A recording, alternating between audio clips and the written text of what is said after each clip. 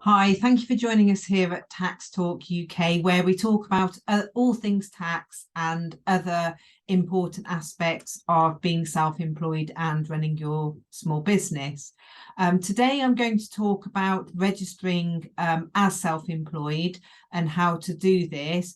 Before I talk about that, if I could please ask you to take a moment to subscribe to our YouTube channel.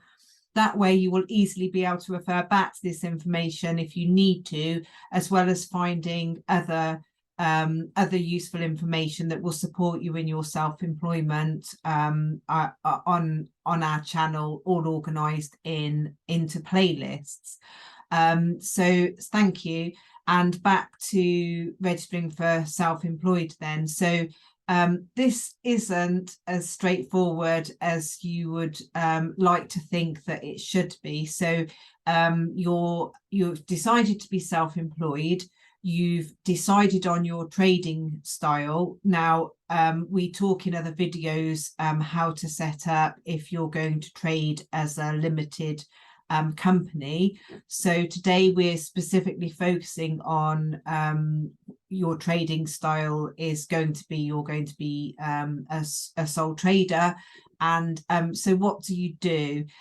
So of course you need to tell HMRC and you need to register as a sole trader, and this is where it can become a little bit confusing. What I'm going to do is I'm going to put all the links that I talk about into the description of the video, so you don't need to go off and search for those. But basically it can be the jargon that you come across, that you think you found the right place and the right thing that you're registering for, and then you find that there's a question that doesn't quite make sense. So and sometimes it's hard to know whether that's because you're not understanding the jargon, or whether you're just in the wrong place and so the questions aren't relevant for you. So to be clear then, you are registering as a sole trader. So as well as telling HMRC that you're a sole trader, you need to also be registering for self-assessment. So this is so that your tax returns can be submitted online, and you also need to be registering for national insurance as a self-employed person. So these are the different aspects of what you're looking for. So when you come for example to register for self-assessment, if you have an agent or you're using an agent, then you won't need to worry about this. Your agent will organise authorisation so they can do that aspect for you yourself. But if you are registering yourself for self-assessment, if you haven't yet registered as a sole trader, you won't have all of the information that you need to register for self-assessment for self-employed. So therefore you would initially need to register for self-assessment following the link for not being self-employed, to be able to access it, to then do that. So the easiest thing is to first follow the process to register as a sole trader. So you can do this online, or you can complete a manual form and post it off. Of course, as with everything, if you can do this online, it will be quicker. You will find that it's processed quicker. Manual forms can take several weeks at the best of times to be processed, just because of the sheer volume that HMRC receives. So the form that you're looking for to register as a sole trader is an SA1 form. As I say, pop the link in the description for you. So you either complete that online, or you fill the form in, download the form, fill it in, and post it off. And then what will happen is HMRC will issue you with a unique tax reference, also abbreviated to UTR number, and this is a 10-digit individual tax number that is individual to you, and it is similar to your national insurance number, as in that it's for you. And once you're issued that, you keep the same number forever, even if it's not active. So it takes about 10 days once the application's been processed. So I say if you send the form in the post, that can take several weeks. So it will be some time before you receive your UTR number. So once you get your UTR number, you're then registered as a sole trader, and then it's easiest then to register for self-assessment if you need to do this, or give the UTR number to your tax agent if you are using an agent. So as I mentioned earlier, you keep the same UTR number for all time. So if you've been previously self-employed or in the self-assessment tax system for any reason, and you've been out of that system, but now you're coming back into it, you don't need to reapply for the for the UTR number, because you will keep the same UTR number.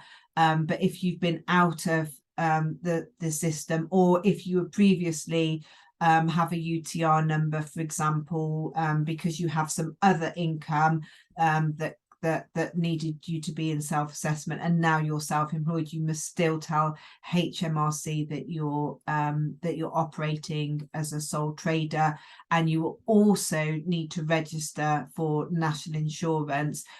So this can be a little bit confusing, because you can have a self-assessment record active, and you can complete your sole trader section of the form, but if HMRC don't have the correct records open, then you won't correctly be assessed for national insurance, and that could impact your state pension.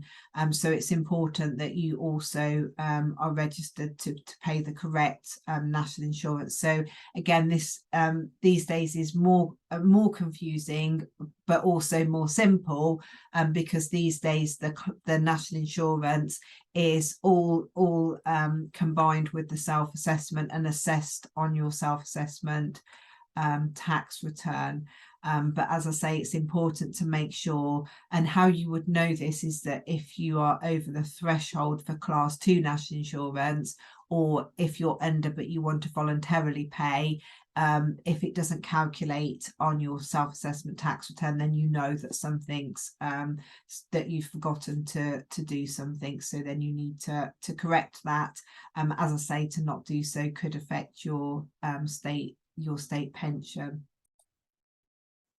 And if you're not sure, then of course you can just give the self-assessment tax helpline a call, and they will check your record and what you are set up for, and what HMRC are expecting from you. So just to summarize then, if you are a sole trader, you need to firstly register as a sole trader and let HMRC know that you are self-employed and operating as a sole trader. You need to register for self-assessment, unless you have an agent that's doing that for you, in which case you need to give them your details. And you also need to register for class 2 national insurance. And then the people that need to, in terms of your tax and national insurance and your tax returns, will know, and you will correctly be able to submit your self-assessment tax return and correctly be assessed for the taxes and the national insurance that you're due. And of course, if you're not sure about any of this and it's a little bit confusing, then perhaps you need to consider engaging some professional help to help you with this. And of course, as I always talk about, if you are engaging professional help, then please do make sure that the person you're engaging is qualified to and be helping you with what you're engaging them for. They're a member of a professional body if appropriate, and that they have professional indemnity insurance. So hopefully this has helped you to understand what you need to do to register as a sole trader. As I mentioned earlier, please do take a moment to subscribe to our YouTube channel, and please do take the time to look at the other information that we have available to support you in your self-employed journey. Thank you very much for watching. Goodbye.